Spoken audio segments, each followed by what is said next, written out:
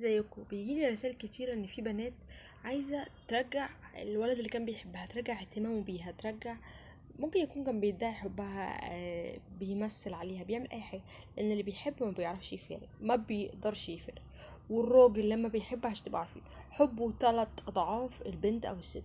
فكرة ان هو ممكن حد تيجي في باله ان ممكن حد ياخدك منه، بتاكل فيه، بتولع فيه كده، تخليه قاعد مش قادر، فبالتالي ما بيقدرش يبعد عنك.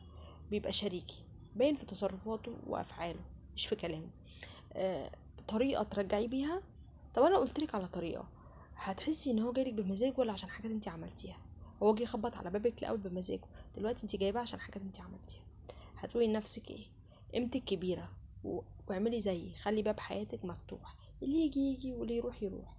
ربنا سبحانه وتعالى خلى الارسال تيجي تخبط على بابك، فاختاري اللي يخبط على بابك وما يمشيش من قدام بيتك، مش اللي يخبط